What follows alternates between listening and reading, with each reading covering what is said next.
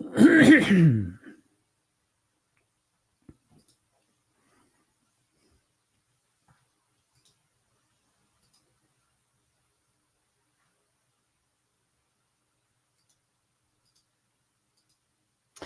everyone, welcome to the Program Yourself Thin podcast. Today we're talking about there's plenty of food for you. Thank goodness, most likely.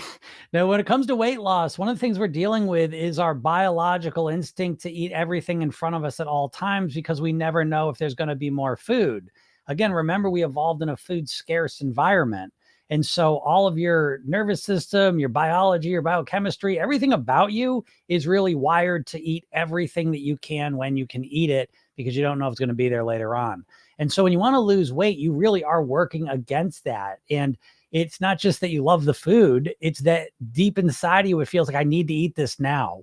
And so when you feel that anxiety and that stress, when you go to say no to eating more food, it's a real thing. You can still work with it, but it's important to understand that it is a real thing. It comes from a real place. So the mantra is one of the things we talk about in our Program Yourself Thin, is there's plenty of food is something you really need to reinforce in yourself. Again, hopefully you're in a situation where there is plenty of food. But if you are, again, the next thing, right? It's like we understand the stresses of not having enough food, but then now we live in an environment where survival's impacted by having too much food. So if you are in a situation where you have plenty of food around you, at least most of your life and right now and for the foreseeable future, that becomes the new mantra you really have to put into your mind. There's plenty of food. And if I say no to this food now, there will be more food later. And that can feel weird to even say that, right? Because it's almost like you're almost superstitious. It feels weird to, you're just celebrating your abundance and I'm going to screw it up and jinx myself. And so that's a weird thing to deal with as well. So again, I'm not saying I have all the answers with this, but what I am saying is that these subtle feelings you have when you attempt to say no to extra food come from real places. And we have to address them. And so the idea that there's plenty of food, if you're in that situation, is something you want to consistently reinforce in your mind. There's plenty of food. There's plenty of food. I could say no now, and there'll be more food later.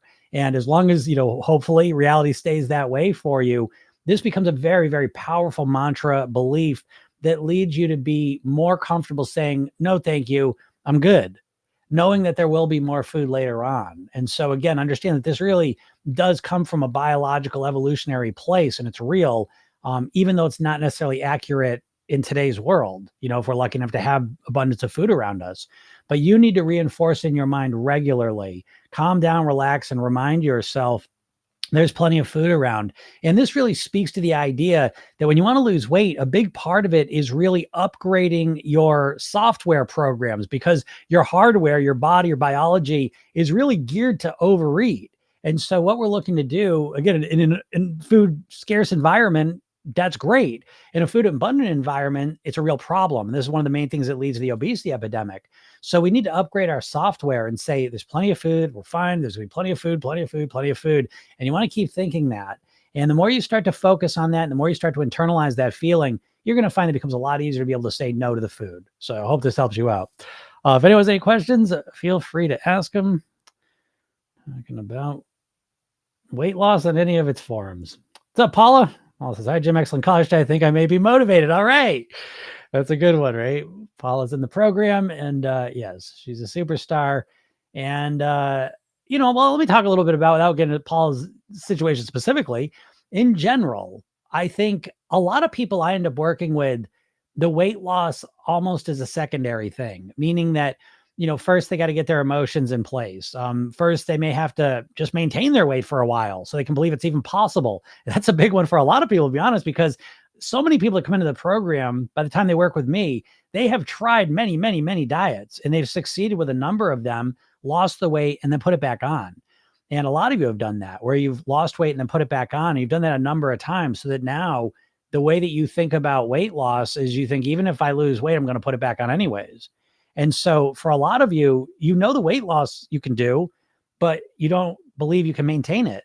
And you can't, because you don't have a strategy to do that, but deep down, this. And so you start to avoid the whole thing. And so for people, a lot of times when it comes to weight mastery, it's not uncommon that we have to deal with some other issue first, whether it's emotions or beliefs or, situations in your life or whatever. And then you can get to the weight loss piece. But It was interesting. What I will share with you from a conversation with Paula, and this works for everyone, myself included, is that when you're not losing weight, right?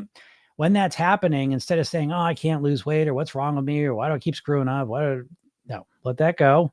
And you ask the magic question. What's the magic question? Do I even want to lose weight? Because I'm a big believer that if you're not actively losing weight and you say you want to, it's actually because you don't really want to lose weight. And it's not to say that you don't want to lose weight, but you want to keep eating and living the same way you're living more than you want to lose the weight. And until that want to lose weight is up higher, yeah, it's always going to be a struggle and you're probably not going to make it happen. So yeah, big believer that you weigh what you want to weigh, technically. I know you don't like to hear that. But if you start reflecting on that and you start really thinking, do I really want to lose weight? Is it really even important to me? It's so funny. My daughter last night was asking me, she goes, Dad, what do you do? Like snacking at night? And she's like, I'm kind of snacking and I don't really like it. And she's like, how do you work with clients with that? And I was like, well, first thing I was like, do you even want to stop snacking at night? Like, honestly, and I think this is such a profound concept because so many people are walking around, oh, I can't lose weight. Nothing matter what I do, is going to lose weight. And it's like, you don't even want to lose weight. Not really. Again, you would love to magically lose weight. I'm not arguing that part, but I'm talking about the reality. Are you willing to commit to and do the stuff it takes to make it happen? Most people aren't.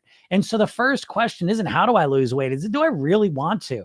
Is it really important enough to me? I've internalized the reasons why it's important to me enough that I really feel fired up and motivated to want to do this. And I find most people do not, which is why I always say the first hurdle I believe you got to cross in order to master your weight is the motivation piece. I don't think you're motivated. If you're not losing weight, and I will tell you, again, I'm not saying it's not possible. I'm telling you as someone who has spent the last 20 years professionally, done almost 6,000 private weight loss sessions, that I have never seen someone who is genuinely motivated not lose weight.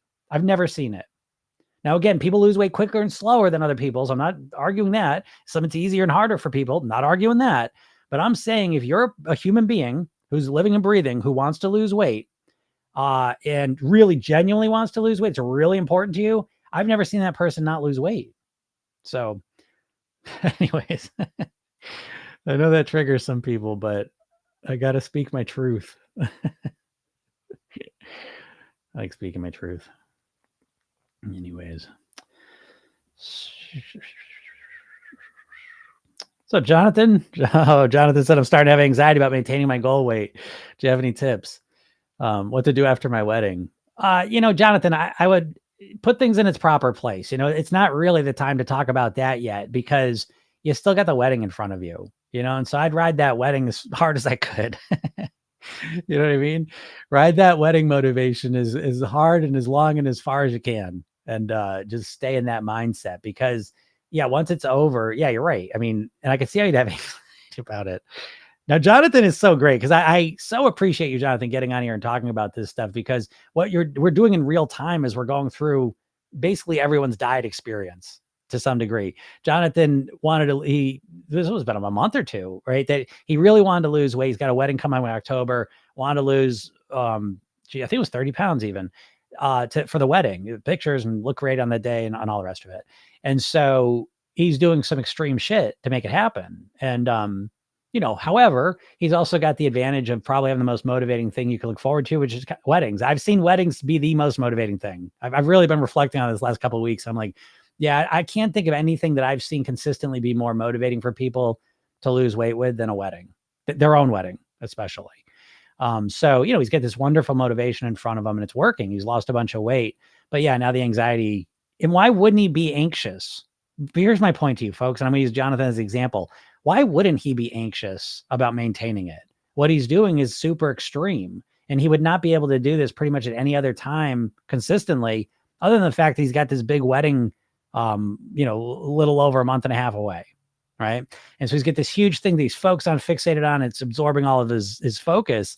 And so it becomes a lot easier to do extreme shit, because he's super motivated, but it's an outlier motivator and it's a temporary motivator, right? Because then the wedding's going to pass. So of course the anxiety of how you're going to maintain it is a natural thing. Well, what tip could I give you? I don't know. What tip could I give you? If you're going to do extreme things to get a result, and then you're anxious about how am I going to keep this extreme thing up? Do you see it? This is what I'm trying to say, folks. It's not you. It's not your willpower. It's the fact that what you're doing to create the extreme results is extreme and unsustainable.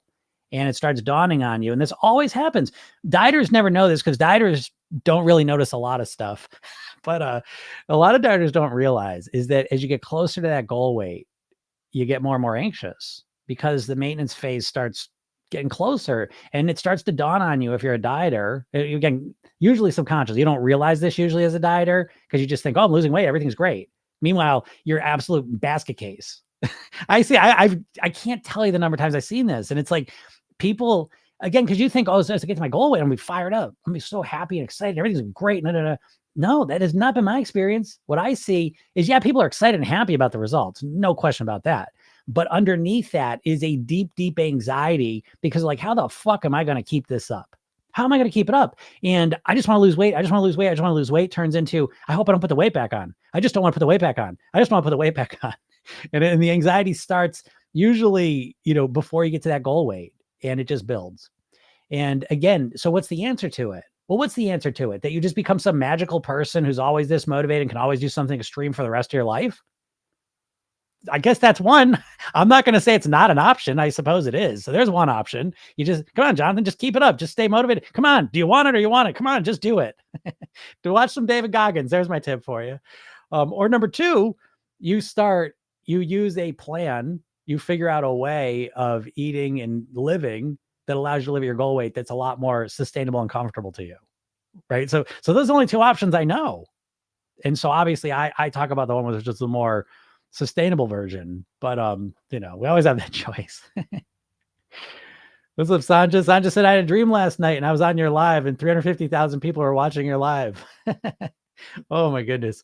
I can't even imagine that. 350,000 people. It would be a nightmare. I always say this. It's like, I really love the level I'm at with things right now is kind of sweet because I'm able to get to know people and talk to people. And it does like scare me a bit that thinking, somewhere in the future I do lives and it is like a lot of people. And it's just like the questions are just, and I just can't keep up with it. I don't even know what I would do. I'd get bummed out about that.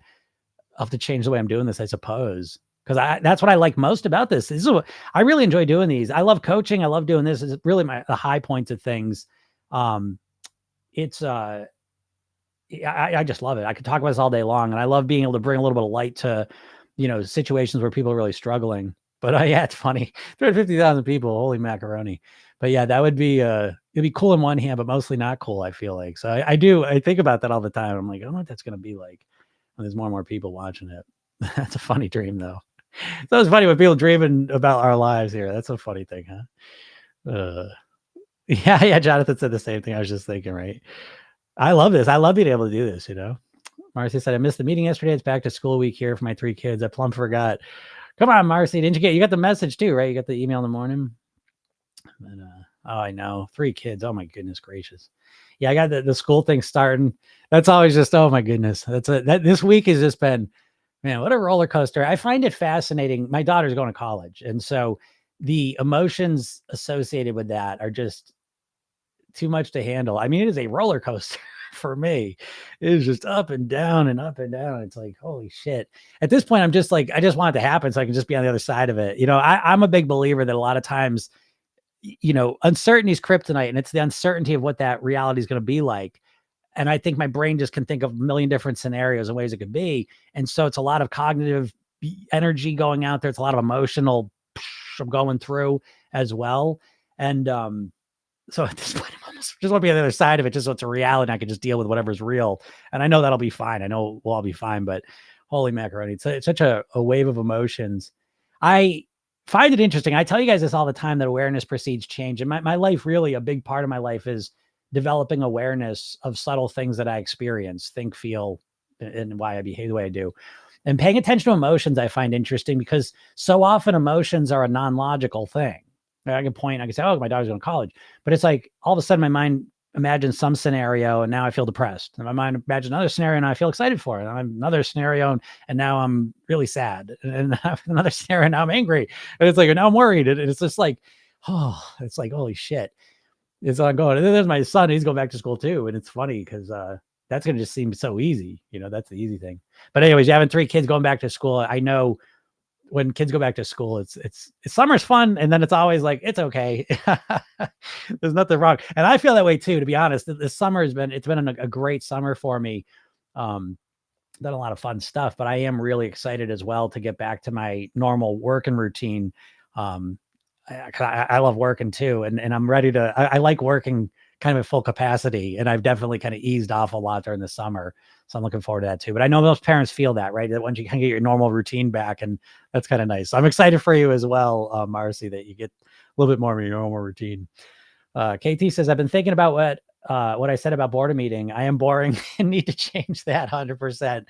So funny. It's so true though, right? And again, which isn't to say like I feel bored sometimes. I joke around when I say, if you're a boredom eater, you're a boring person. I'm joking a little bit, but I'm mostly not joking. And it's a way of being, that I think that we've been conditioned in the society to basically be very, very passive consumers of entertainment / stimulation. And so we really over rely on our phones, computers, TVs, screens, basically. We over rely on them to fill up our time. And it's just like the food, while it does feel exciting and interesting and enjoyable in the moment, when you zoom out and look at the accumulated effect of eating shitty food and living, a screen-based lifestyle, it's extremely depressing. And so you really have to bring yourself out of that and create a life of genuine interest, genuine stimulation and excitement. And it's a thing, you can't just do it because you probably haven't been doing it. I was thinking this last night, I'm like, sometimes I'll say, okay, well, I was thinking like guitar, for example. Like I've been playing guitar for 30 years and I treat it as a hobby, as much as I wish I'd been more committed to it and taken it more seriously. It's always been kind of a hobby thing, at least up until now. Who knows what the future may bring, but I love having it. And I find that like hobby type things, right? And it doesn't matter what it is. It could be drawing, dancing, martial arts, literally anything you like to do. The interesting thing about hobbies is you have to make kind of a commitment to them for a little while before they really start to fulfill you, because at first the guitar is just fucking irritating. It's just like, I hate this thing. It's annoying. It makes me feel bad. And a lot of things are like that. You start, I suck at this. Oh, it's hard. It's difficult. I don't like it, whatever. But after you've been doing it for a little bit, that's when it starts to turn a corner. And it's still always annoying. Like guitar is always kind of frustrating, annoying to me on some level, but it's like now I can go and learn a song and I can pretty much have a sense of the song pretty quick, right? It doesn't sound great. I couldn't perform it, but it's like, it sounds like kind of the song and that feels good. And so it's a lot of times like this, like the more you put into something, the more you get out of it. But a lot of times the initial parts of putting things into something kind of sucks. And so you got to get through that, but once you do that and you start to build a life of genuine interest and things that you're genuinely interested in, I think it absolutely is transformative, personal development wise, A, but B, for your weight. Because I think a lot of times when you have this big vacuum of time where you're like, oh, I don't know, what am I going to do? And if the answer is usually, phone screen based type thing, you don't really have anything to put in there. And so what happens is you get bored, and typically a lot of times what goes with scrolling and screen time in it is eating, because not only that, but a lot of times when you're on that screen, you're also getting hypnosis sessions constantly to eat more food. Every ad you see is a hypnosis session. So yeah, getting more genuinely creating and developing a more interesting life. And you don't necessarily just do it all at once, but it's something you start to, you get 1% better a day. You get a little bit better each and every day at creating a more interesting, fulfilling life. It's a game changer. It makes such a difference in so many ways. And it certainly helps you master your weight. But that's funny, KT. I'm glad you reflected on that. I'm glad you appreciate that, because once you actually take the next step now and start doing some more interesting things, you're going to see, it just feels different. That's why I say take your weight loss rapid and personal development. It's not enough to just lose weight. If you're a boredom eater, basically what's going to happen if you stop boredom eating just to lose weight, you just stop boredom eating and you don't fill it up with anything, you're just going to be a boring, thin person now. And that ain't going to last long, most likely. Okay. There it goes. Yeah, Sanja says that. Yeah, people were asking 100 questions a second and I couldn't answer one. That's what I mean. I do fear that. I think that sometimes I'm like, oh man, I do really like this. I mean, there's cool things about being, having more people, but to be honest, right now, this is kind of like that sweet spot. This is, I don't know, it works like that too. I would say like the weight people like dieters again, right? You think of your weight loss, you don't realize just how fucked up you think about it. But one of the big ones is that like with the way dieters approach weight loss is they're like, okay, I'm overweight and I want to get to my goal weight. That's it. That's it. I'm gonna get to my goal weight. And that's how you think about it. You think, oh, I'm gonna be on goal weight, everything's gonna be great. It's gonna be awesome. That's not how life works. That's not how humans work. Humans need to, this is our dopamine. We need more and more and more and more and more. We always need more. We always need to feel a sense of progress, a sense of growth, a sense of evolution. And if we lose that, it doesn't feel good. We have nothing to look forward to. It's like, oh, and that's what happens to a lot of dieters. They get to their goal weight and it's like, okay, I'm here. Cool. But now what are you looking forward to? Now you can't look forward to the food. Now you can't look forward to the weight loss and some magical future. Right. And so programming yourself then, the way we kind of combat that is we make this about personal development. So it's like, I reached my goal weight 30 years ago, but I'm on this never ending path of improvement with my eating, with my lifestyle, with my mindset, with my hobbies, with my business, with all the things that matter to me, my relationships, all this stuff. And it gives me something to keep focus on improving. I think dieters run out. I think losing weight's exciting. And I think they get addicted to that excitement, but once they lose the weight, what's exciting then? I know you think being at your goal weight's exciting, but why do you put the weight back on? 95% of dieters put the weight back on. So how do y'all explain that? So yeah, Jonathan says, I love that you don't shame me for doing this crazy shit. Yes, it's been almost about 2 months. Yeah, I would never shame you. I would never shame anyone. I hate that. Shame is such an awful emotion to feel. And it's such a bullshit emotion. It's paralyzing too, which is why feeling shame about your weight and yourself is so destructive. And it's no good. No good that way. Mrs. Sullivan is so excited for the break in my schedule to hear you today, Jim. Kids go back tomorrow. Oh, okay. Yeah. Everyone's like, kids go back to school, huh? My son's back next week. And my daughter's, they both start school the same day. It's kind of funny. That's gonna be a crazy day. Yikes. Ronnie says, how much weight is it typical to gain after a pleasure day? I'm trying to create some parameters. Typically my all or nothing binges make me gain 10 pounds of water weight. It takes me a week to take it off. Oh, wow, Ronnie. Holy shit. Yeah. 10 pounds. I mean, again, that I would say I would change I thought that, Connie, by the way, I knew that was you, Connie. Ronnie, I would say if you're putting 10 pounds on, this is just a little trick you can do. But if you get a pleasure day and you put 10 pounds, I would in my mind say that shit, that wasn't a pleasure. That's a binge day because that wasn't even pleasurable. A pleasure day is my pleasure days are pleasurable the day I do it, the day after, 2 days after, 3 days after, 4 days after. They're the peak of pleasure. Do you understand? God, you guys, you dieters don't even know how to pleasure eat. I know you think that's the problem. Oh, I know how to pleasure eat, Jim. That's the problem. No, that's not pleasure eating. Again, it's how do you get the most pleasure possible out of the food? Well, it certainly is not when you eat and then are 10 pounds heavier the next day. That is not pleasurable. No way. No way. So first off, I would not call that a pleasure day. I'd call that a binge day. I'd call that an out of control day, Ronnie. 10 pounds is a lot of weight to put on in a day or two. I've heard people do it too. It's not uncommon. I've had people, oh, the pleasure day, I put 8 pounds on. So, okay. Connie, right? You're Connie there. She put 8 pounds on a day. So there you go, Connie. At least you know you're not alone, right? Ronnie put 10 pounds on here. But yeah, if I put 10 pounds, if I ate one day where I said, okay, I'm on a pleasure day and I end up being 10 pounds heavier the next day, I would absolutely be like, that's not a pleasure day to me. That's not a pleasure day. A pleasure to me. Maybe I put a pound on. I don't give a shit, because that's going to come right off. But if I put 10 pounds on, because I'm thinking, how the hell did I put 10 pounds on? I must have stuffed myself silly the whole day.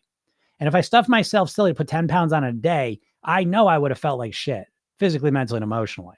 So, Ronnie, we got to get clear there. Again, I would, now again, this is, I think I am happy to help all of you. You do not need to get my program. I'm happy to get on here every day. And I tell you everything. I do not hold anything back. I want you to know that.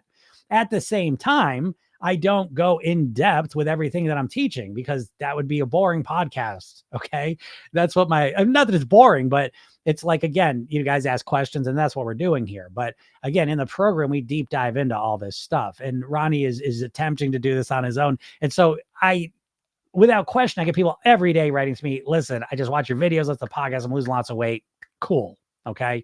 but understand that, there is a lot more depth to what I'm saying than just the words. There's a lot more concepts. So again, it's a little bit of a pitch for the program if you want to get it, but anyways. Blue Run says, really enjoying the program. So much less stress and obsessing over what to eat. Feels so different. Yeah, it's weird, isn't it? So again, Blue Run's in the program, but that's the key thing. Program yourself thin. I always think, everything about it's different, but one of the core differences is that it's weight loss through relaxation and calm. And I like to contrast that with your weight loss through dieting. And be honest with me, the first day of every diet you do you feel relaxed and calm, peaceful and centered? Or do you feel like stressed out, scared, worried, deprived, nervous? Right. And so, do you think that matters? Do you think it matters? I think it does. Right.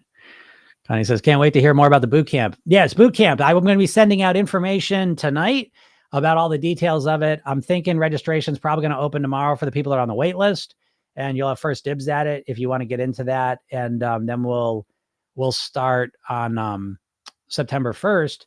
But, honestly, I will let you know this is because I got to write out all the things you're going to get. It's pretty cool. I'm excited about it.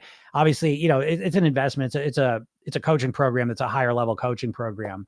So it's not for everyone. I understand that. Again, I mentioned that all the time. I'm so sensitive to the money piece of it, which is literally why I've transformed the way I do my work for the last 2 years. Cause I used to do mostly private coaching.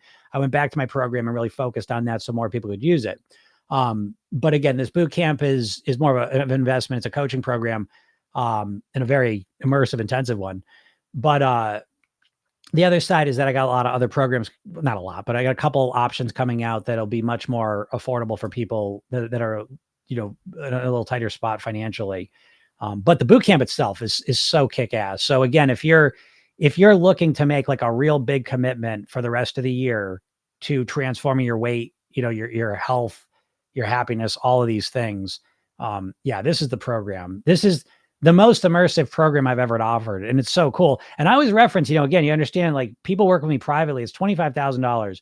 And that includes 3 months of weekly coaching calls, an hour and a half, right? Each one. And so obviously those people get amazing results. In addition to working with me, they're also super committed and, high achievers. But I would say the other thing I've realized through a couple of years here of doing group coaching is that the frequency of coaching I've realized is really, really helpful. And so that's what this boot camp's all about. The boot camp is really about really deep diving into, your weight, your health, your transformation over the next 4 months, and the goal is that, if you're not happy with your results so far this year, you want to do better. It's really important that now's the time. Don't goddamn wait till January 1st. Go into January 1st, 20 pounds lighter. You know what I mean? Transformed already. And that's what it's the PYT Transformation Bootcamp. It's the first time I'm running it. There's access to me 4 days a week. It's really immersive and it's really exciting. I can't wait. So anyways, yeah, if you want to get on the wait list, I think it was a little over 300 people, if I ever remember correctly.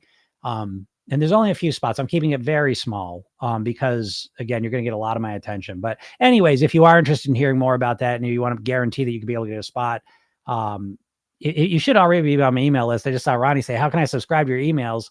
Ronnie, you've been here too long to not be on my email list. That's how it's to all of you. If you listen to me every day, you better be on my email list. I email you great stuff every day. It's a program I used to charge for. I just give it away now. But anyways, you go to my bio, click the link, get the hypnosis session. That's free. Watch the video. That's free. Then the emails are free. And at the bottom of the emails, tomorrow you'll get another email. If you choose to, you can get on the wait list. And then I'm probably going to open up registration tomorrow night. And I'll give the early bird list, probably 3 or 4 days to get it if they would choose to. And then I'll open up to everyone until September 1st. And that'll be that. Or until I fill up all the spots. And so that'll be that. But anyways. And then it's cool too. Like if you do end up signing up like on Thursday, I'll also let you start next week as well. Anyway, so you don't have to wait till September 1st. But enough about that. Ronnie says, okay, that was my binge day last week, but it's my pleasure day today. And I think I got something planned to reframe this. I shall update tomorrow. Yeah, good job, Ronnie. So, and that's what it's all about. Again, if you really want to master your weight, if you want to master anything, you can't be afraid of making mistakes. I find dieters are so scared and so just fixated on making mistakes that it sabotages them for a million reasons. And so I think it's really important that you're okay with making mistakes because again, mistakes really are your greatest teachers. We need to make mistakes in order to move forward in life. Not a big deal. Of course, with dieters, one mistake is absolutely catastrophic, so anyways, Deanna says, do it as a great program. Deanna, isn't it? Is the boot camp private coaching or classes? It's one class a week. It is the 2 group coaching calls. And then there's a special boot camp only call on Wednesdays. It's going to be there. And then there will be a bonus. Again, this will be like an early break. I'm going to put all this out so you guys will get this tomorrow. But there's a private coaching kind of bonus that goes with it, that goes along with it. Cindy says, I have low resting heart rate. Is my metabolism slow? I'm active every day. Low resting heart rate. That's interesting. Does low resting heart rate mean your metabolism's slow? I don't know the answer to that, to be honest. Oh, Ronnie says I'm on YouTube, so I can't click on any bio. Okay, yeah. So if you're on YouTube, you can go to programyourselfthin.com/hypno, or you can just go to programyourselfthin.com and look for the menu. It'll say free hypnosis session. So go opt in that way too. There's another way. And then you'll be on the email list and that'll all work out. What's up, Joy? So yeah, I always forget YouTube doesn't have that. But back to Cindy, I don't know. I couldn't say honestly if a low resting heart rate means your metabolism's slow. But what I do know is that the difference between a fast and a slow metabolism is about 60 calories a day. So that slow metabolism thing is a crock of shit. So don't let you think that that's why you're struggling with your weight. Don says, daily dose time. What's up, Don? Jonathan says, weight has been basically melting off me, but I fear it will stick back on just as fast afterwards. Jonathan, I mean, that's a legit fear. Again, I'm not going to bullshit you. I'm not shaming you, and I'm not going to, be unsupportive. But at the same time, I mean, again, I say this every day. If you do extreme things, how do you lose weight the fastest? The fastest way to lose weight is to do the most extreme thing, right? We know this. The fastest way to lose weight, what Mario was saying yesterday, someone asked that they want to lose 10 pounds in 10 days or some shit. I forget, but it was like, we all know this, at least deep down, that the fastest way to lose weight is to do the most extreme thing. And the most extreme thing you could do, just to set the examples here, would be just to never put anything in here, stop putting things in here eating wise. And I can't say the actual words because I'll get banned. I'll get restricted. So the fastest way to drop the weight would be to stop putting any food into there and stop even no liquids, right? Not even drinking, exercise as much as you could, take laxatives. You really want to push it. And that would probably be the most extreme thing you could do to lose weight. Okay. Just to set the parameters. And so yes, that would be the fastest way you could lose weight, but it's also the one that will be the shortest lasting, right? Because you can't keep that up for long. So it's basically, you have to think of it that way. So the more extreme thing you do to lose weight, the faster the weight comes off, but also the less likely you're gonna be able to do it for long. And because usually that extreme thing is understood as an all or nothing thing, right? So you, Jonathan, think I'm going to do this crazy shit until October. And so you in your mind have you've got how you were and you got how you are. And in your mind, you keep thinking, I'm not gonna be able to keep this up. And so you're thinking to go back to how you were. And so, yeah, if you go back to what you're doing, you'll put the weight on just as fast as you lost it. I mean, give me some hearts, tap your screen if you've ever gone through that. Have you ever lost weight really fast and then got off your plan and put it all right back on really fast? I mean, that's not an unusual thing. I mean, that's pretty much the norm, right? The hearts come. So it's like, that's why you're all here, right? You've all done this. You did dramatic shit, lost the weight, got off your dramatic shit and put all the way back on. So yeah. So again, I'm not going to bullshit you, Jonathan. That's a legitimate fear, So how do you deal with it? I will give you some tips if I were you, you know what I mean? Like, I'm not saying I wouldn't have done something extreme. I just get motivated to do something extreme, but I would be thinking in my head, see, you can't do it. I was going to give you a tip, but I can't because the diet mindset is really built around the idea that you're going to do something drastic to lose weight. It's not built around the idea that I'm going to live at this weight forever. And that's why most dieters never able to live at their goal weight, because they never figure out what a maintenance level is, because they think in extremes. And so they can't even think about a maintenance level, some gray area. So it'll be the same with you, Jonathan.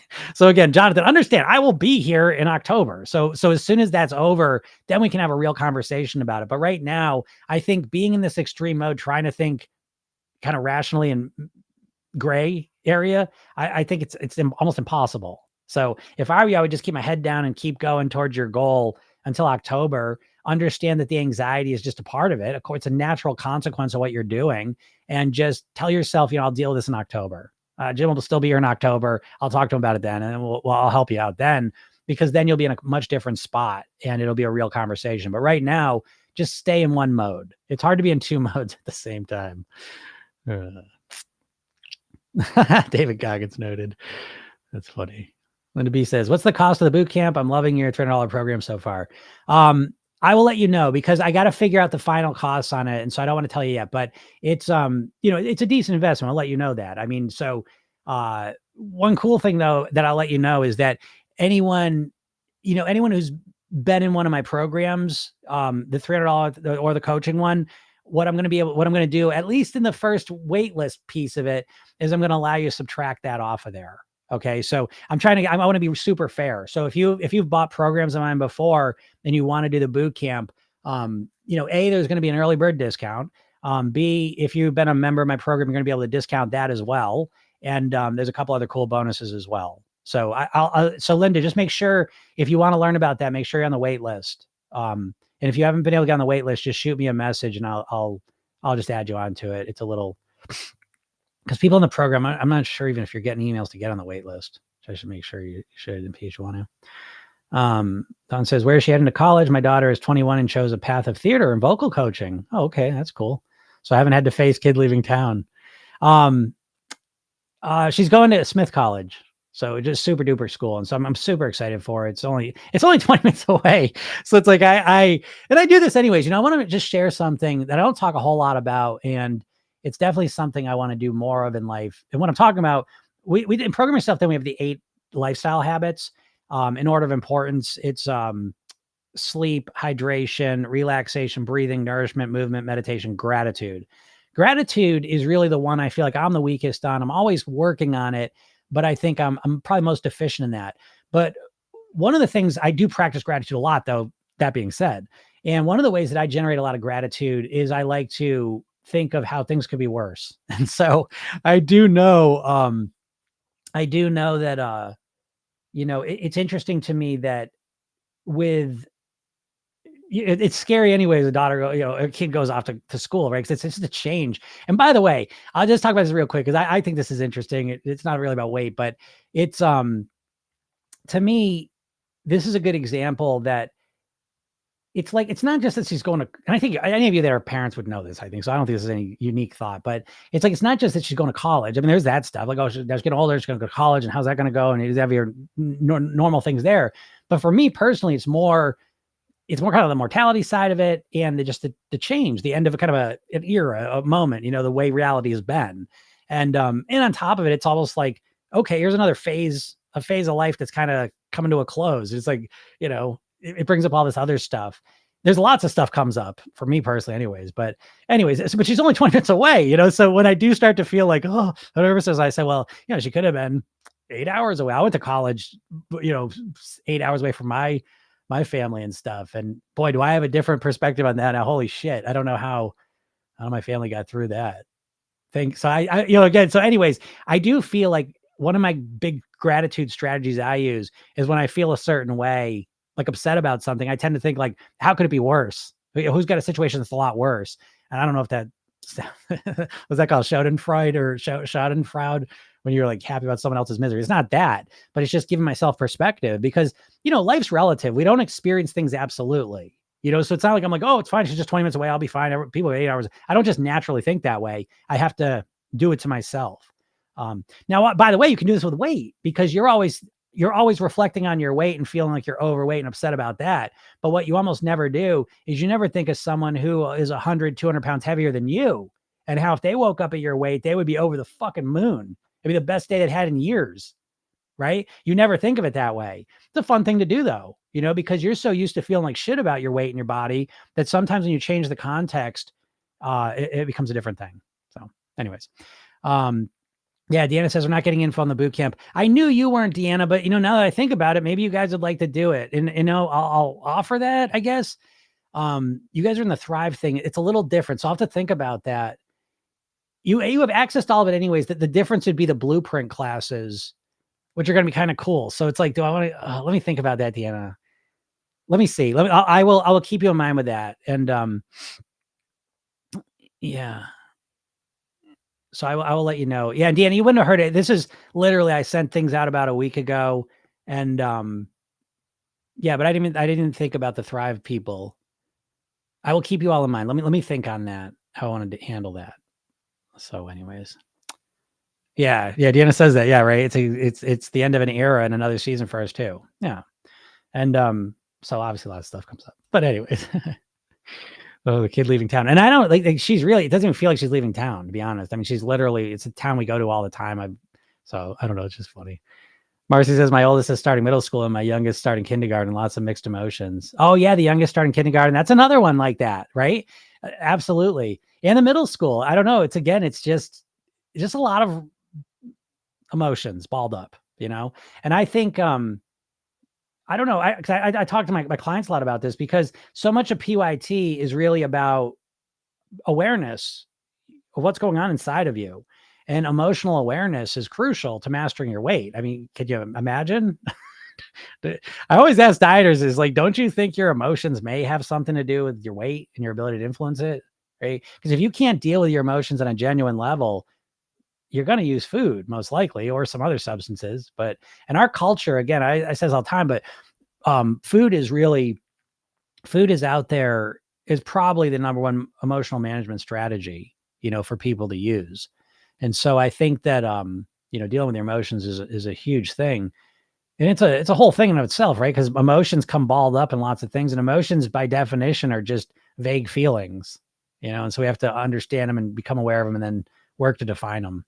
But yeah, I get you, Marcy. I know it's like that. I've been this way my whole life. Since the day my daughter, even before she was born, I was caught in a lot of nostalgia.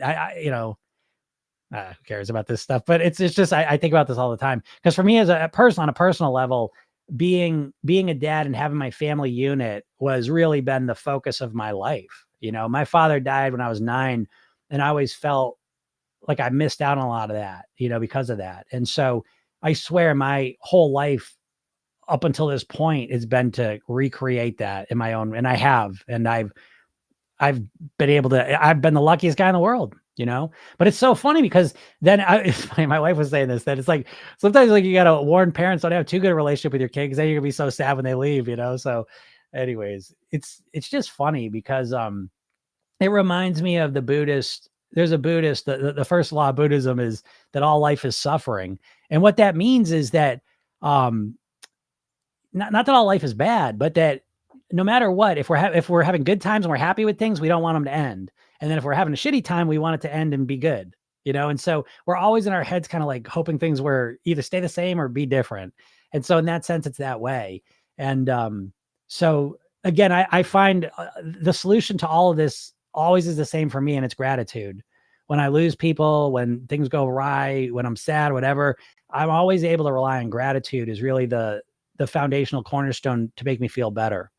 And even when I do get emotional about it, I am still able to pull myself out of it with gratitude, that I'm so grateful for the time I've had with her and that I have her as a daughter. I mean, and again, I speak of this as if I'm not going to see her, and it's not going to be like that, but it is the end of an era. And again, it's that march forward of life. And again, I won't get to the mortality, I would bum everyone out today, but it's, that's a piece of behind so many life events. He's getting older, and the grains are running through the sand glass. What's up, Jim? Jim said, I lost 4 pounds already since listening to you. It hasn't been that long. I'm so happy. Good for you, Jim. I'm proud of you. That's amazing. And it's again, remember this, right? When you're losing weight, it's never enough to be like, oh, I lost 4 pounds, but always reflect on how you lost them. That's the key thing, because losing weight's not hard. I mean, you could just starve yourself. I shouldn't have said that. But you could just not eat anything and lose weight, but it's a miserable way to do it, right? It's unsustainable. And so in Program Yourself Thin, the weight loss is important, obviously, but what's more important is how you do it. Okay. So reflect on that too, Jim, that it's 4 pounds, but has it been a relatively easy 4 pounds as well? And whatever the answer to that question is for you, the next question becomes, how can I make it easier? As well. Shireen says, my daughter just went to Northampton for the day with her friends. Small world we live in. That's crazy, Shireen. Do you live in New England? I don't think I knew that. Yeah, Northampton. It's it's a great community. I've been in Northampton my whole life too. My father used to own a business there. Oh yeah, Jim says, I wish it was more visible though. I guess it takes more. Yeah, 4 pounds isn't going to show up for most people. You're not going to notice that. But it feels good. Deb says, I keep freezing. Oh no. Oh yeah, maybe it's bad Wi-Fi. So Don says it's okay. It's probably, it's probably freezing it is all this friggin'. I told you TikTok is like everyone that joins, they're like, want to invite him as a guest? Come on, invite him as a guest. Invite him as a guest. Invite him as a guest. It's like, that's probably freezing it. And I wish they'd stop that. What's up, Mario? Where's Mario? Don says, it's probably why I'm in no rush for the final 10 pounds. Yeah. But you're in a different spot, Don. It's different, because the way you're doing it, you don't have that anxiety because the way you're doing it resonates with you and fits for you. So it's a completely different process. The diet thing's different because people know they can't live that way. And so they know, whether they know it consciously or subconsciously, dieters know that what they're doing is unsustainable. And they get very scared as they start approaching that goal weight because they're like, what the fuck's going to motivate me now? Because they know on some level that's what they're focusing on obsessively is the scale going down. And as soon as that disappears, because you get to your goal weight, where's your motivation come from every day? You understand the dopamine is one of the main chemicals driving all of your behavior. And dopamine's all about looking forward to the next thing. It's the chemical of desire. And so when you're 10 pounds overweight, the dopamine says, oh my God, when we get to be 10 pounds, like, holy shit, it's going to be amazing. We're going to look incredible. We're going to look amazing with pictures. Everyone's going to be commenting how great we look. All the clothes are going to fit perfect. Everything's going to be amazing. Right. And then we lose the 10 pounds and now we're there. And it's like, oh, it's not as great as I thought. Dopamine, the best description I ever heard, they're like, dopamine's a salesman. Dopamine's always like kind of hyping you up, but it never delivers it. Right. Because then once you get to the goal weight, now the dopamine's still going and the dopamine's, oh, what's next? It's never enough. The dopamine is not about feeling good and content in the moment. And I could talk about dopamine all day. Actually, in the program, we're talking about that next week. On next Tuesday's class, we're going to go into that, which is one of my favorite lessons. I love talking about dopamine and weight loss. It's one of my favorite things because all the advertisers understand this shit and they're constantly in sort of the tech companies, all this, dopamine manipulation is really like one of those subtle sciences that the public doesn't know about, but advertisers and businesses know about. And it's fascinating to understand it. But yeah. Mario says, I have to say, finally, I'm happy about my looks. Even my goal weight clothes are a little loose. Good for you, Mario. Proud of you. Okay, so no room for shame. Yes, absolutely. Mario says, I haven't been perfect, yet still was able to do it. And so forever thankful for you, Jim. Yeah, you're welcome, Mario. I'm glad to have helped you out with that. And you don't need to be perfect. That's a message I always try to get out there as much as I can, that you do not need to be perfect to lose weight. That is one of the biggest bullshits of diets that there is that you need to follow the plan perfectly. You do not. You just need to be better than you were and you'll lose weight. Better than you were for amount of time. You can't just be better than you were yesterday, today. You know what I mean? You need more time. But anyways, yeah. Mandy, Jim, I need help. I'm struggling. Come on, Mandy, get on the call today. I'll help you. You know that. Just gotta get a little more consistent, Mandy. Get on there. You know that you feel better. Once we get on the call, we talk, you'll be fine. And it's no big deal. The struggle's fine. I think I said this yesterday, but I always say to my clients that the path of weight mastery, to measure where you're at in it, it almost comes down to how many times you get off track and then get back on track again. I always say the number one skill of weight mastery is the ability to get back on track quickly. And so it's not to be perfect. That's not the number one skill. It's to be able to get back on track quickly. And so, to get back on track, though, we got to get off track. That's completely normal and natural. So Mandy, again, it's fine because every time you get back on a call and you feel better again, you're a better version of yourself. You're stronger. You know what I mean? Like you're further along that path. So get on that call. Or send in a question, email me a question, and I will, I'll make a video just responding to you. Okay.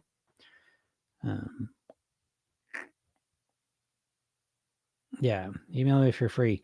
Mandy, I'll never remember that. So just shoot me an email. So I don't know if you heard this. Maybe I will send an email, but I'll never remember. User says, Jim, I need help. I've gained 10 kilograms and can't seem to get out of the overeating cycle. Interesting. Yeah, 10 kilograms. Okay. So, my first question when I hear like a dramatic weight gain, my first thought is like, what's going on there? Like when the weight gain started specifically, right? And you never gain weight, folks. You don't gain weight, you eat more, right? And that's an important distinction to make because it's the cause effect thing, right? You can't gain or lose weight. Can you? Go ahead, gain weight. Do it right now. Stand on a scale and gain weight. I want to see the number go up. Right? Lose weight. I want to watch it go down. You can't. Okay. So, what you can do is you can consume less calories, live a healthier lifestyle, and it turns into weight loss. You can eat more calories, live an unhealthier lifestyle, and it turns into weight gain. But again, it's cause effect. The weight is an effect of the eating and lifestyle. It's a reflection. And so you can't lose or gain weight. What you're doing is, again, what you have control over is your eating and your lifestyle. So when I hear someone puts 10 kilograms on, I want to know what triggered the extra eating, what happened there. And so, can't seem to get out of the overeating cycle. When I hear that, I just feel like that implies that you're trying to just will yourself out of it. Just stop yourself from doing it and you can't. And I find that that's usually what happens when you try and use willpower. What I find to be a much more effective way is to start to understand what happened here, what triggered this, what went on. And once you understand it, I think you have more information and now you can resolve the problem at the core. So feel free to share a little bit more with me what led, to the eating increase, but I might be able to help you more there. Hey, there's Connie. Yeah, both. Jim said, I found out that after eating it all, so I felt horrible and ate a whole box of the cereal I had left in the house. Why is my mind like this? I'm not sure exactly what you're referring to. I might miss the first part, but it's normal, Jim. Again, it's not a big deal. Like, cause that's just what humans do. Like I'll give you an example. And this may be what you were saying, Jim, and I'm kind of filling the blanks here a little bit, but people, I think you can all relate to this, that like, maybe you got a new cereal and you're like, oh, this is healthy. And then you ate a bowl of it and then you mentioned it to someone, they're like, oh, actually that's not healthy. There's a lot of sugar in it. And then you go look at it like, God damn it. And then you eat the whole box. That's not a weird thing, folks. Okay. I want you to understand that. And it's not a big deal because now you know it. Yeah. Okay. You ate the box, but now you're in a better place to not get that box again. So again, you got to look at things in a bigger time frame because in a short time frame, our behaviors are completely irrational, and again, that goes back to what I was saying at the beginning. If you didn't hear the beginning of this thing, I was talking about there's plenty of food as a mantra because so much of our overeating is biological. We've evolved over millions of years in a food scarce environment. So right now, when you see food in front of you and try and say, oh no, I'm good. You have all this biological momentum to eat all of it. And so the idea that you bought a box of cereal and you're going to throw it out, that goes right to the core of our biology. It doesn't feel good. It doesn't feel right. You're at a restaurant. I'm not going to eat the rest of it. It feels weird. And it's not because there's people starving on their side of the world. It's because literally biologically, it's very unnatural to throw food out because throughout most of history, eating all the food in front of us led to higher survival rates, right? But now most of us, thank God, we're in a food abundant environment. And so now that same biology will kill us quicker. The opposite of survival benefit. So as I was saying, we got to upgrade our software, right? Because our hardware is driving us, to overeat everything. So just let it go, Jim. It's not a big deal. You're better off now and now. Cindy says, does a low resting heart rate equal slow metabolism? I answered that, Cindy. I said, I don't really know, but even if it did, the difference between a slow and a fast metabolism is about 60 calories a day. So it doesn't make a shit of difference, even if it does slow your metabolism down. Some people are saying I was freezing. Hope I'm not. KT says, talking about frequency of coaching makes me think maybe I won't be successful on the regular program.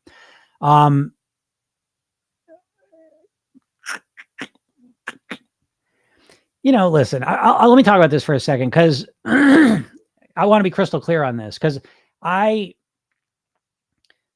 what I did, I've sold programs for 20 years. I literally, Program Yourself Thin as a program has been there literally 20 years ago. I made it. I should show you. I keep meaning to print it out. I should show you the first like kind of flyer I made. I had my office and I was starting my first Program Yourself Thin group 20 years ago, and you should see it. It's funny. I made it myself. It's pretty cool, actually. I was pretty good. Probably some of the best marketing I'd done. I guess beginner's luck. So, anyways, the point I was trying to get to is that I would say I'm blurry on the years, so I may or may not be completely accurate, but I'd sold programs throughout the years and they were good. People get results and it was cool. Then I started doing private coaching though, a lot more private coaching because I really was enjoying the private coaching. That way I could guarantee results. If I can work with you, I guarantee I can get your results. Okay. If you're going to consistently show up, we'll do it. And then I kind of faded away. I stopped selling the programs as much. And then I realized though, again, I'm only able to work with a small group of people, private coaching. So I redid the program built for a group program. And that was the first time I did the group program. It's been about a year and a half that I started doing that. And so for the first year, the only way you could do the program is if you did a group coaching program. And that was awesome. But the whole time I was refining the program. And then I started testing it. And I said, okay, you can get just the program without the coaching. And I wanted to test and see how people did with it. And people did really well with it because I'd refined it so well and I'd added so many things. So then I said, okay, now I feel comfortable selling the program that'll be effective. So when I sell the $300 program, at this point, I've tested enough that people are getting amazing results just with that. Because I know there's people out there financially that can't do the coaching, and that was a big focus of mine. So the program's out there now, the $300 one, and people are getting amazing results. And if they don't, I give you a refund. I guarantee the program. And so I know over the 8 weeks, if you go through the program and use it, I guarantee you'll get results. So yeah, I think you'll get results with the $300 program, no doubt about it. Now, that being said, if you can work directly with me, you're going to get better results most likely. I'm going to help move you through whatever blocks are there. You get stuck in some ways, you get demotivated. I'm there for you. And so again, I mean, it's 25 grand to work with me privately. Like, obviously I'm one of the highest paid hypnotists on the planet. I just want to make that clear. I'm good at what I do. So obviously working with me is probably going to get you even better results. I mean, let's just be honest. The program does great though. So I would absolutely say that you could get the regular program and succeed with it. You get the regular program and the coaching and succeed with it. This immersion program is just a real deep dive into it for extremely motivated people. So I want to make that clear. Most people are not going to want to dedicate this much time to it. Okay. This is an outlier program for outlier people that have fucking had it. And they've set New Year's goals for the last 30 years and have not achieved them. And they're saying, that's it. This year I'm going to do something different. I'm going to set the New Year goals in September. I'm going to commit to that. And now I'm going to get the results for January, And so it's a high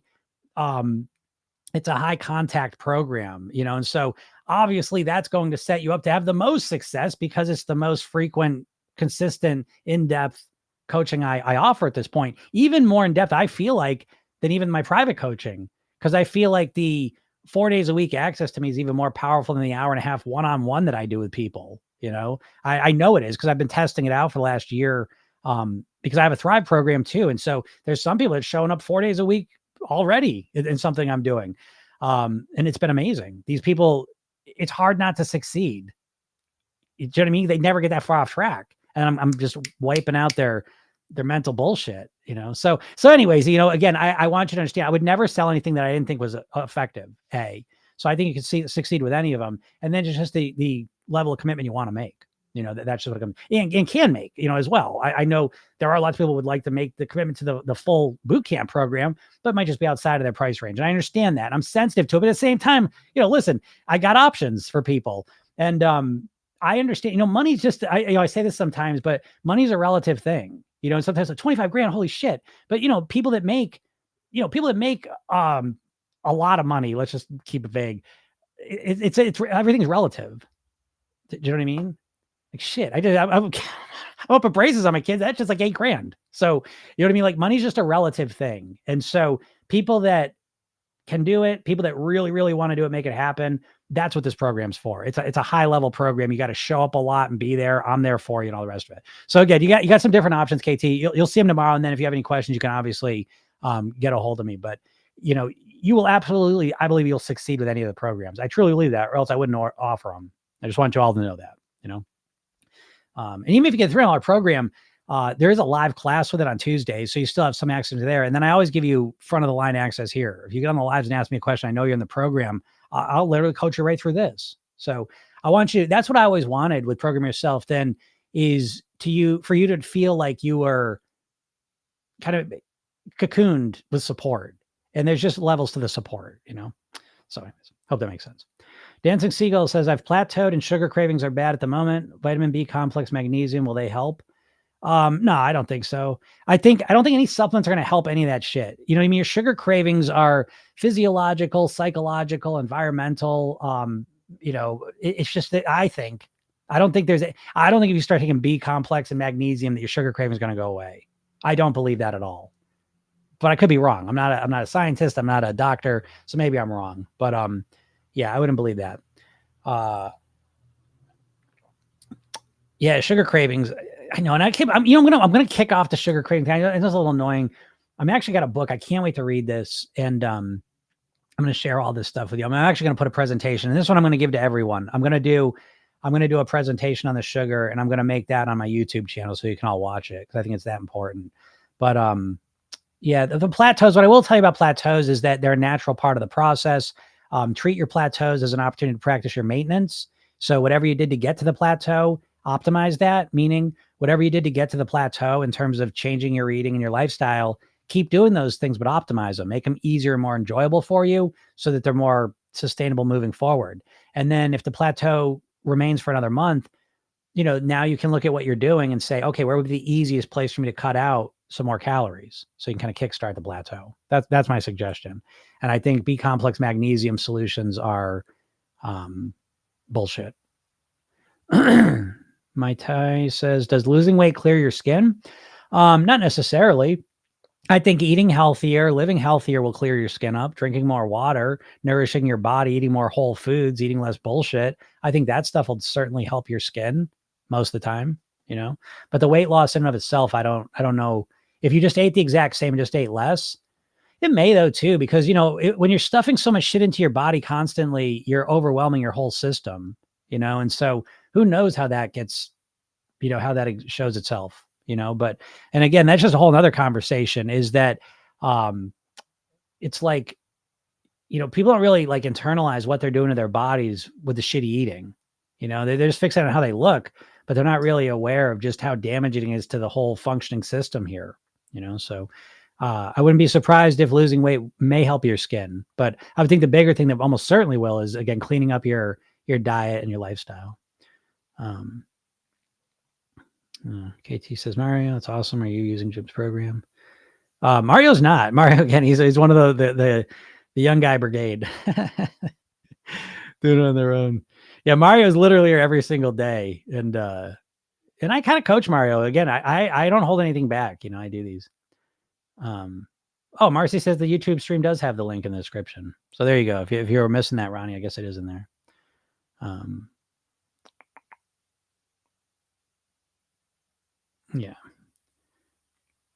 Yeah, Mario, see, Mario picks up the important stuff. You know what I mean? Like, for sure. Good job, Mario. I'm proud of you. Look at you. Yeah, Mario, look at you. Good suggestions, man. Those are great. Athena says, can Jonathan please share how many calories you're eating? I'm serious. There's Athena. That's the diet thing. How'd you do it? How many calories are you eating? Like there's some secret number he's going to say, Anyways, Julie says, I weigh myself every day. Should I stop? Thanks. I don't think so. But then again, I know how to influence my mindset, and my emotions. So me saying that's a whole different story. But I think when you want to lose weight, weighing yourself every day is a good thing. I think weighing yourself once a week is the cruelest thing because your weights fluctuates randomly within a week. And I think the idea of like weighing yourself once a week is just one of the cruelest things to do. What if you start your first day, you weigh yourself, you're down 2 pounds, let's say, for whatever reason, just off your normal weight. You just, for whatever reason, you're 2 pounds down the normal, and you eat well all week and you lose 2 pounds. But the next week you go step on the scale, whatever reason, you ate some salt the night before. Now you're up 2 pounds. Now you say, oh, what the fuck? I didn't lose any weight all week. I ate better. Yeah. But then you step on the scale the next day and it's like you're down 2 pounds. So the idea of weighing yourself once a week is, I think, horrible. I think weighing yourself once a day is what I did, what I recommend. And you say, well, I can't do that. I freak out. I say, yeah, well, you might want to handle that. You're not scared of the scale. It's not the scale freaking you out. It's the fact that it reveals the truth that you have no idea how to control your weight and your eating. That's the big problem, and it just reveals that. And so, me personally, I did, and I would want to use the scale as a way not only to measure my progress in a more accurate way and get more consistent, accurate data, but I would also use it as a way to manage my emotions and my mindset, keep myself centered and straight. Linda said, I sent an email today to get on the wait list. Okay. Yeah, Linda, I'll let me see. You sent it to Jim. Did you just sign up for, like, if you got the email, you would have signed up for it? Cause I want to make sure you're on that list. You want to get it. Cause I feel the last thing in the world is I want, like, any my clients that want to get in the program that can't because they didn't get on the wait list and all the spots are taken. So please email me at jim@programyourself, then Linda. And I just want to make sure that you at least have an opportunity if you choose to when you learn about it. Athena said, I tried to have a pleasure day and now I gained 8 pounds, similar to Ronnie. How do you control yourself on pleasure days? It's insane. I was insatiable. I got to be honest, like, the more people in my program struggle initially with pleasure days, which isn't a problem, by the way. I just want to make clear, but when I first played guitar, I hated it. I couldn't make any chords. I had to take my finger and put it there. This sucks. I can't make chords. Well, so what? I learned how to. So just because something you suck at in the beginning doesn't mean you suck at the end. But that being said, I almost feel like I should stop talking about clean pleasure days on the podcast, because I do think that that's one thing that people are absolutely misunderstanding. And I don't really want to go into explaining all of it every time I say it. So that's actually might be something I change the way I talk about it, because you all don't, the idea of pleasure days is like, I don't want to say it's complex. It's not like it's complex, but it's such an outlier. You can't think that way. You as a dieter, you can't separate pleasure from binging. Like, you have no real big concept of what pleasure and clean days are, because they work together, and they work together within the concept. I always say there's a weight mastery pyramid. Okay. And it's mindset, lifestyle, eating. And so I know for a long time in the program, I said, listen, please do the mindset piece first. I told people this, but I know they all wanted to get to the eating one, and say, go do the eating piece before they did the mindset. And it wouldn't work that well. I've since kind of changed it. I say, okay, I know you're going to do the blueprint. I know you want to do the eating thing first. So let's just do it first. And I made it real simple and easy and quick for them to kind of do it. And I said, but you got to do the mindset piece under it, or it's just not going to work. And so I know people that just listen to the podcast, usually they try and do the pleasure day and then it doesn't work and they don't know what to do. And again, it's because you don't have the context of the clean pleasure day thing, and you do not have the mindset piece underneath it or the lifestyle piece underneath it. And so I don't think it's fair for me to keep talking about clean pleasure days. So I think I'm leading people astray here with this one. Because when you put 8 pounds on, that's not a pleasure day. And again, there's no problem. It's not unusual for a new client of mine. I had a pleasure day, Jim. What the fuck? I just gained 7 pounds. Great. Because now we learn a bunch of stuff from it. But without having any real context to it, it's I don't know if we would ever be able to learn and grow from that. So, I mean, again, I'll just give you some quick stuff because I have talked about it with you guys lately, but I think I am going to stop talking about that. Is that, again, with you too, Athena, that the pleasure days are structured. Pleasure days are structured. I know my pleasure day on Saturday, I know what I'm going to eat. I'm not waking up Saturday and say, okay, what do I want to eat today? I'm not doing that. I already know what I'm going to eat. It's pre-planned. It's pre-planned. What's today? Wednesday? It was pre-planned Monday. I know I'm going to eat Saturday within reason. I have a pretty good idea. And so, yeah, you can't just start the day, oh, let's see what we're going to eat, and that's probably what you did. And so the idea that you feel insatiable, again, the clean and pleasure days work together. You can't just have a pleasure. So I don't know what you're doing on your clean days. I don't know if you had clean days. If you had clean days and you just do this on your own, you're probably over restricting. You know what I mean? So you're not, it's not strategic, I'm going to guess, what you're doing. And when you're not strategic, this is exactly what happens, is that you end up having the pleasure day and you take the kind of guardrails off a little bit and you go bonkers with it. You know what I mean? So it's it's hard to coach you on this one, because it's not a rocket science, but it's part of a bigger concept that I don't know. So I don't know if I'm even making sense here. Frida says, what are some good reasons to lose weight? I mean, the good reasons are the reasons that resonate with you. So the reasons that I want to lose weight probably aren't going to be the reasons you'll want to lose weight. So I think you got to find what are the reasons you want to lose weight. And to be honest, you probably don't want to. Most of you that are overweight probably don't really want to lose weight. Again, you want to, but you don't really want to.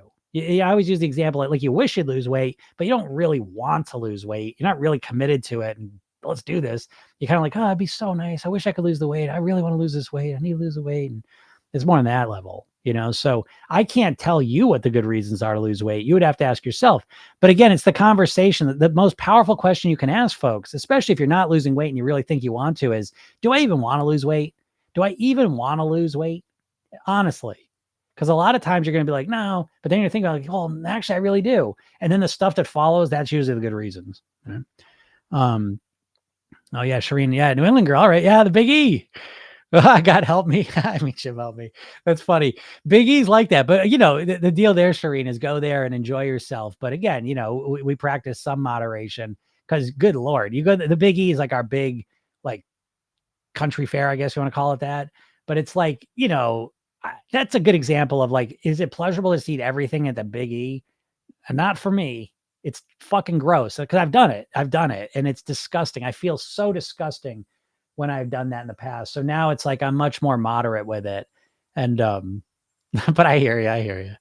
I am looking forward to this year. I don't know what it is. This year, I'm just so hyped for the Big E. I don't even know why, but I'm so hyped. It's a good time. Sherry says, I'm learning to use the scale as a tool instead of being afraid of it. You're so helpful in shifting my mindset. Yeah, super happy to hear that, Sherry. Yeah, when you can use the scale as a tool, it's a very powerful tool, really important. Ronnie says to Athena, I think that I'm realizing that it is the mindset shift from dieting to living authentically and pleasure in all aspects of that day, not just eating, binge eating, and shame. There you go, Ronnie.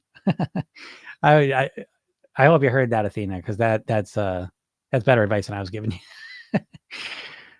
Sherry says, mindset's everything. It's always been the missing piece for me. It affects my day from start to finish. Yeah, I agree. I think everyone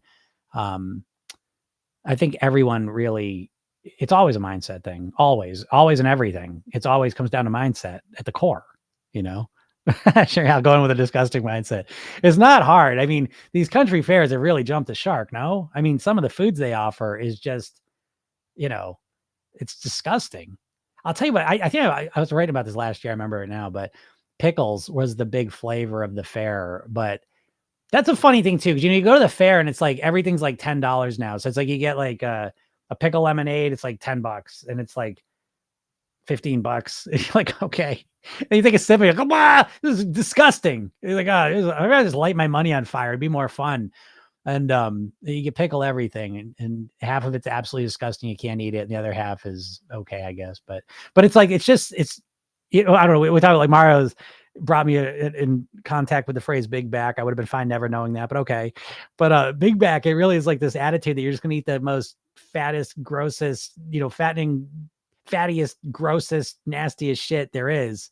That's how I feel about it. I know some people love it, so I'm not trying to yuck your yum there, but it's from my perspective, it's just disgusting, a lot of it. And I like stuff too. So I'm not, you look at what I eat. I eat fried dough. I eat the bullshit, but geez, fried dough, fried dough almost seems healthy now. You know what I mean? Like they'll take like fried butter is a good example. But it's just like, how ridiculous can we make it? And, but whatever. So funny. But I'm looking forward to it. Yeah. Mara says, gratitude practice for me through my son's 4 months in the ICU got me through. Yeah. Okay. Yeah. That'll do it. Right. Yeah. Some of the most powerful gratitude practice I did, I remember with our first child, when my wife was pregnant. I remember I was like, there's been little scares along the way, before the birth. Yeah, I really, really leaned on gratitude so hard. Like that was part of my evening routine for a while there. It's funny, I stopped it. I always wonder, why did I stop it? But I would really it was almost like a prayer at the end of my kind of evening yoga routine thing I did. I would sit there and I would just express gratitude, but a lot of it was really geared towards my daughter being born healthy and everything. But yeah, nothing will make you lean on gratitude. And I suppose some people faith as well, is when a child is in a tough situation. So yeah, I got you, Marcy, right? But it's effective though too, And so when you start using it in your life, not in dire circumstances, it's a very powerful tool. I feel like. Connie says, as a negative Nancy by nature, I love the gratitude framed. It could be worse. Yeah, I'm kind of the same way, Connie. I mean, some people think I'm really positive, and I think I am an optimistic person for sure, but there's absolutely an extremely negative, shitty voice in my head too. And so I can relate to that. So focusing on people that have it worse. I'll tell you one time I used that. I'll just give you an example of how I use the gratitude thing in a practical way. I remember one time, this was years ago, but I was shoveling my driveway, huge snowstorm, and I just shovel it. It was a pain in the ass. The plows had gone by, so there's a big wall of snow at the bottom of it. And I'm shoveling. I was so pissed off. I was in such a bad mood. And I said, take a step back. I said, Jim, I'm like, who is someone you could think of right now that would absolutely love to be in this situation? And the first thought that came up in my head was like someone who's got life in prison. I'm like, they would absolutely, if all of a sudden they were here doing this would be the happiest day of their life. And that just, it changed my mood. I don't know. Some people might think it's bullshit, but for me, it literally contextually, it reframed things and I felt better. And so I find that process of reflecting on people that have it way worse than me, I find it very, very helpful. What's up, Vicky? Vicky's really busy with work, but love the lives alive. Love the lives as always.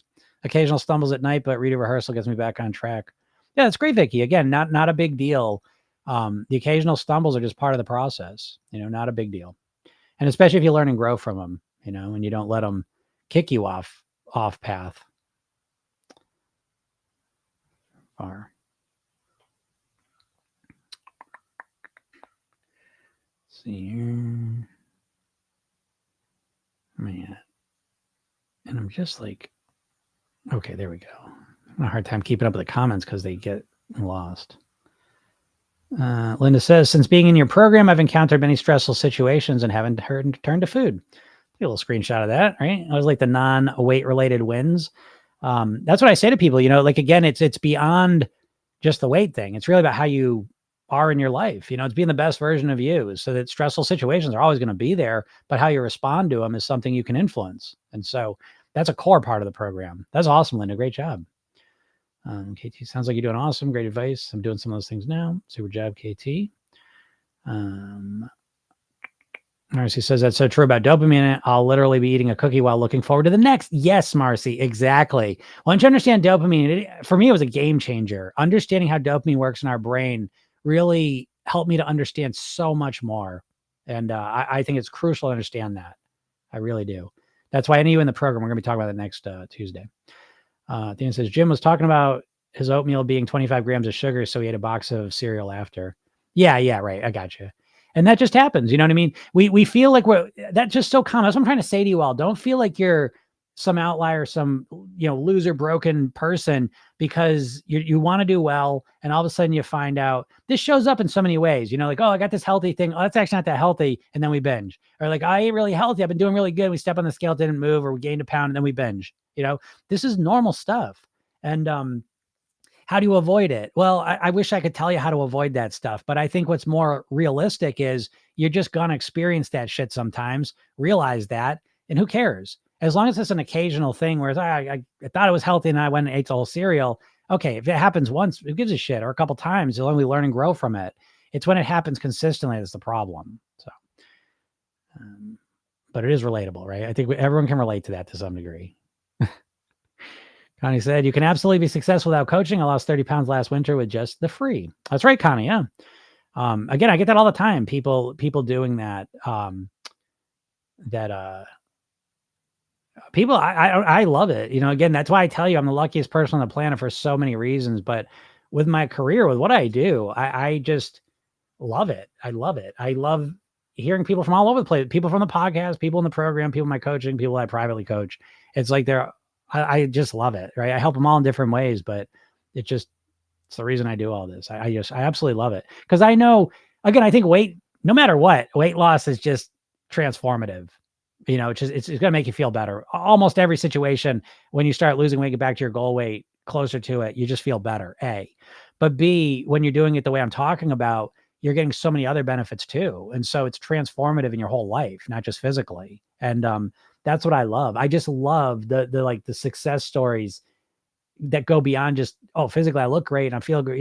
It's just beyond, it goes into who they are as a person, and that's what I kind of live for. Yeah. Jody wants to see that flyer. I'll have to find that. It's so funny to me to see that flyer I used to use. I joined the program after losing 30 pounds because there's absolutely nothing else like this program. Yeah, Connie knows. And Connie's a superstar too, because again, Connie's super coachable. So I hope, Connie, at some point I do get to coach with you more, because I think that you're very responsive to it. So yeah, you're a superstar. KT said, I didn't mean to question the value of working with you at all. No, you offer a ton of value for free. No, I get that, KT. I just wanted to explain that because I know the boot camp thing is, I know sometimes it's unclear about how to work with me, which is something I'm actually, that's going to be cleared up coming up. Other than this boot camp is kind of an outlier thing, it's kind of new, but anyways, thoughts on water enhancers. What's a water enhancer? Like, what are we talking about? Let's look up water enhancer. Water enhancer. Okay. Oh, good Lord. Let's see. I'm seeing a lot of Mio, sweet tea, liquid water, stir, real fruit, strawberry watermelon. Are water enhancers good for you? I don't know what a water enhancer is, I guess. I mean, I'm not going to say if they're good or bad. I mean, if you drink sodas all day and you start using water enhancers and you start drinking a lot more water, then I would say they're good. If everything's on a spectrum, so I would say drinking regular water is better than that. You know what I mean? But water enhancer, drinking more water is better than sodas. So again, and there's a lot of things in between there. Marcy says, I've been weighing myself every 6 weeks. It's been working for me. Yeah, that's an interesting one. I haven't heard that one before, Marcy. Yeah, whatever works for you. Caitlin says, any tips for stopping binge eating? Yeah, my tip is to stop trying to stop binge eating and work to resolve binge eating. Meaning that a lot of people just want to stop the binge eating, but the binge eating is a symptom of a deeper problem. And so I want to use the binge eating as an opportunity to go deeper and understand what's causing that. And a lot of times it's usually you're getting yourself too hungry, you're getting yourself too emotional, or it's just a habit, and so I want to understand what's causing the binge eating in the first place and resolve it. So that's my big tip. Connie says, the 8-pound pleasure day. The memories. That's right. I absolutely did not understand pleasure days until I joined the program. And I'm not saying this, folks, because I'm not dangling things in front of you to get you to join the program. I want you to join the program, you know what I mean? For sure. But I'm very clear not to make this an infomercial. And so when I talk about the clean pleasure days and not talking about that anymore, because you're on the program, I'm not trying to be some, sneaky salesman. It's just that there's a lot of context that you're missing. And I can't always explain it every single time I talk about clean pleasure days. So yeah, I'm glad you said that, Connie, because that's kind of exactly how I felt. Caitlin said, just add little pleasures throughout your diet and it'll do wonders. Agreed. I agree with that. I think you need to engineer those pleasures right into your diet and they become really a core part of it, So I think that's good advice.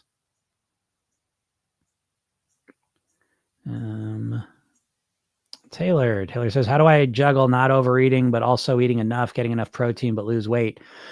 I think, I think you make a good point here, because I think a lot of dieters are really fixated on what they have to stop doing. How do I stop overeating? And with Program Yourself Thin, it's really more about how do I need to eat to live at the weight I want to live at? And I know that may sound like the same thing to you, but it's totally not. And so what I would say to you, Taylor, like in Program Yourself Thin, we have the eating blueprint, but it's all about how do I need to eat to live at my goal weight? And so we take out the idea of like, how do I have to eat to lose weight? Because that, for most people, that's a temporary thing, because most dieters are going to drastically reduce calories so they lose weight quickly and then go through the process of trying to figure out some maintenance level, and no one ever does it. So I would rather systematically and slowly reduce calories until you get to your goal weight, and there you go. You got it fixed. You know what your maintenance weight is now. You know what I mean? So anyways, I don't know if that answers your question, but that's what I think. Cindy says, I'm considering the program. What's your experience, Connie? Yeah, Connie could answer that for you. Yeah, Connie's, I've lost and gained 100 pounds twice in my life. Join this program and I'll be sorry. Linda says, do you find that you kind of cycle with more or less food, not binging, but really listening to your body?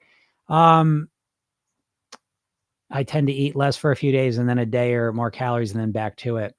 No, I absolutely did. I definitely absolutely would cycle through eating more and less. And so I took that concept and that's what I put into So Linda, you're in the program, Linda. So I would say the eating blueprint is designed around that, right? So when we talk about, I'll say here during the program again, so we have clean and pleasure days.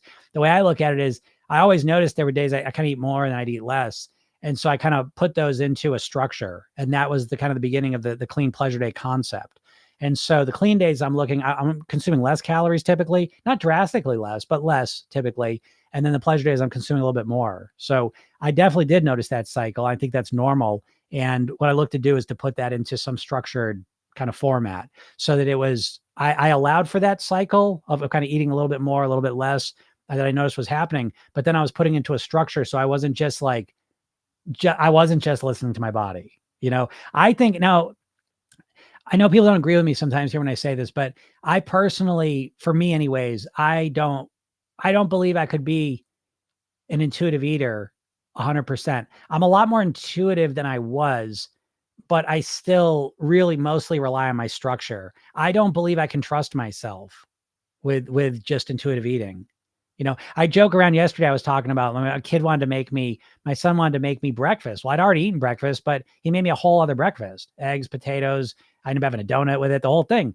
And it was like, and then I ate the rest of the stuff I normally eat the rest of the day. I still had my lunch, still had my dinner, but it's like, I just ate a whole second breakfast. No problem. I was thinking to myself, like, it would be so easy for me to double my calories. I could double my calories like that. And, I don't trust myself with that. You know what I mean? So I don't trust my intuition. My intuition is always like, oh, let's eat some more. That's what my intuitions are always saying to me. And so I do actually have these kind of ups and downs hunger wise relatively, but I manage them by putting them into that structured framework. So I don't know if that answers the question, but that's how I feel about it. Yeah, I don't really do cleaner pleasure, but more calories and less. Linda, I would really strongly recommend you watch the eating blueprint piece. And you don't have to use the clean pleasure day thing. If you want to do more and less calories, you can frame it that way. It doesn't matter. But I think somewhere along the way, basically, I think you've got to structure those times when I feel more or less. Now, how do you do that? Well, you start to notice when I feel, you start to pay attention. Well, when do I feel more, I'm hungrier, I'm less hungry. Start to pay attention to those cycles, stalk them a little bit, and start to notice if you notice a pattern there. And if you do start to notice a pattern, then you can start to structure around that, if that makes sense. I noticed on the weekends, it was easier for me to eat a lot more on the weekends than it was during the weekdays. So that was why I popped my clean days into the weekdays, my pleasure days in the weekends, but start to notice your patterns of when you start to feel hungry, when you feel less hungry, and then structure around those, because I don't like the junk food. And it doesn't have to be junk food, Linda. I want to make crystal clear. The pleasure days are not about junk food. The pleasure days are about the foods that you find to be the most pleasurable. So it doesn't have to be junk food. It's the foods that you really find to be the most pleasurable taste-wise, right? The most pleasurable fun-wise, whatever that means to you. So it may not be junk food, but it may be, I don't know how clean you eat, you know what I mean? But as clean as you can get, let's see, what would be a clean pleasure food for the average person who's really, really a healthy, clean eater? What have I heard? I'll try to think. So I'm trying to think of the ultimate clean. The ultimate clean thing that I ever overdid on was they were figs wrapped in coconut, and they were all natural, but they were, oh my God, they were sugar bombs, I'm getting way off track here, but anyways, it doesn't have to be junk food. There's going to be some foods that you like to eat that you have to kind of restrict. I don't care how clean your eating is. There's going to be some things out there that you can kind of get carried away with. They're more calorie dense. Those are the foods. So it doesn't necessarily have to be junk food, because I don't really eat junk food either. My pleasure days are more, I don't eat, I eat a little bit of junk food. It's relatively healthy junk food. Not figs, dates, right? Dates wrapped in coconut, but holy shit. So I don't eat junk food on my pleasure days really, but it's like, I will eat like eggs, egg yolks, bagels that are, really good bagels. I'll eat pasta. Again, it's optimized pasta, but it's like, I eat a lot of that, so I guess not as like junk food, but it's not as healthy as my salads, so that makes sense. What are your thoughts on set point weight theory? My thoughts on set point weight theory is I think most people think of the weight set point as being a physical thing, like a chemical, hormonal, biochemical thing. And I tend to think of it much more as a mental thing. I think your weight set point is much more affected by your self-image and how you identify yourself than it has to do with your biochemistry. Okay. And so I think most dieters identify as overweight people, and they go on a diet and they fight against their intuitions and their thoughts, their automatic beliefs. And then once they get to their goal weight, because I've talked to so many people that have been overweight that have lost weight and then put it back on. And when I asked, I said, what happened when you're at your goal weight? Why didn't you stay there? And I always hear some version of, I didn't feel like myself. And I think that's very common. I think people don't know how to identify as a thin, healthy person. I think they identify as overweight people who have lost some weight. And so I think as long as you identify as an overweight person, I think you're always going to live up or down to your self-image. And so I know this for a fact because I've just seen so many people that have changed their weight for good. So what the fuck's that mean about set point? You know what I mean? How do you explain set point for all the people that lose weight for good and stay there? How's that happening? Because there's millions of people have done it. So how do you explain that? So to me, because there's so many people that have lost weight and stayed there, it's a minority of people that try and lose weight. I grant you that, but still a lot of people.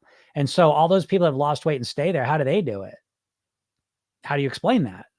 The set point theory doesn't really explain that.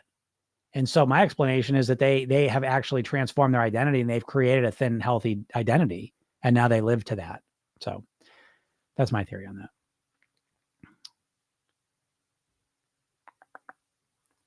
We have 90 minutes. And I see Vicky says, I sometimes have a 2 to 3 pound pleasure day, usually pasta related after I check the scale the day after, and then I make adjustments accordingly. Yeah. Yeah. Using the scale as a tool and reference point helps me tremendously. Absolutely. Absolutely. Lolly Jersic says, did you have any advice about talking with your children about healthy eating? I took my son for his yearly checkup and he told her he was concerned about his weight, which he's not overweight. He is a competitive boxer and is always weighing himself. Well, that's kind of weird then, I think, if you feel like it's a healthy weight, then I don't even know why the weight conversation would come up. In terms of healthy eating in itself, yeah. I mean, in terms of like talking to your children about it, I think it depends how old the kid is, but I think the way you influence your kids the most to healthy eat is to healthy eat yourself. Role modeling is probably one of the most impactful, important ways that people learn things. So if you really care about your kids eating healthier, I would suggest that you start eating healthier and having healthier foods around there. And it doesn't guarantee it, but it certainly sets you up for success. And then you can talk to them about why you do it. And I think that's a good strategy. Does your wife eat the same as you? And does she help prepare the daily meals? Yes, absolutely. We eat the same, vegetarian, and not exactly the same, but similar. And she does she kind of prepares a lot of daily meals. She does more than I do with the meals, I would say. But I'm still there. I'm in the game, but I would definitely say that she probably does more of it. But then we got my son coming up. This guy likes to cook, so that's pretty exciting too. This guy, he made me a better breakfast than I make. I was always known. People say, Jim's famous potatoes, right? So a brunch or something, I'll make my famous potatoes. But this kid made potatoes yesterday, and I swear they were better than mine. So that's exciting. Ronnie said, thoughts on Dr. Joe Dispenza? I don't know a ton about Dr. Joe Dispenza, but what I do know, I have always liked a lot. And people have said that we say similar things. And from what I've seen, I could see that. I've seen very limited things of his. I'm not a huge consumer of his information, but he's someone I definitely want to study more of because I like a lot of stuff that I see him saying. I like a lot. And what people have told me about him, I seem to like a lot. So I say that with hesitation because I don't know myself yet. I haven't really deep dived into him, but from what I've seen casually, I'm a fan. I like the way he thinks and views things. So that's kind of my general idea about him. Yeah. Sherry says, Connie's 100% correct. I've lost and gained more times than I care to admit. The most recent was lost 50 pounds and gained back 25 before I found the program. Truly life-changing. Yeah, absolutely. Yeah, if you're if you're tired of gaining the weight back, that's what Program Yourself Thin is about, weight mastery. And the difference between weight loss and weight mastery is that weight loss is all about losing the weight and getting to your goal weight. And weight mastery is all about living at your goal weight. And so with Program Yourself Thin, we start with maintenance. That's the whole focus of the program is how do I live at my goal weight? That's the whole thing. And so again, you guys got to upgrade your goal. Losing weight at this point is not enough. You've lost weight and put it back on. So if all you do is focus on losing weight, you're probably going to keep continuing that. So it's important that you change up your goal and update your goal to be more accurate. And I always point it this way: which would you rather do? Would you rather just lose the weight and get to your goal weight, or would you rather lose the weight, get to your goal weight, and then live the rest of your life there on your autopilot? You know what I mean? Like, one's obviously far superior to the other, but you always leave that part off. The weight loss isn't enough. You've got to realize losing weight and then putting it back on sucks, right? And so to get off that path, you have to start right from the beginning, dictating a different goal for yourself. All right. Cool. I think I just invited someone, because I can't not invite people because they keep just putting invite people everywhere you go. So I keep tapping on them accidentally. So, all right, everyone. Thank you so much. You guys are awesome. If you're not in my world, please go click the bio in my link, get the hypnosis session I give you. It is free. Watch the video I made for you. That is free too.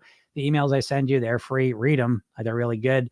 If you're interested in the boot camp, go to the bottom of that, those emails, and you can sign up for the wait list, because that program is going to go live tomorrow. And if you're on the wait list, you'll get first dibs at it. And, pretty much will probably guarantee yourself a spot if you choose to do that program. So check that out. Podcast is Program Yourself Thin. It's on all the major podcast platforms. If you want to talk to me personally, I'm on here live every day, usually around noon Eastern, on all the things. Oh, shit. We're on TikTok, Instagram, YouTube, Facebook, all of those things.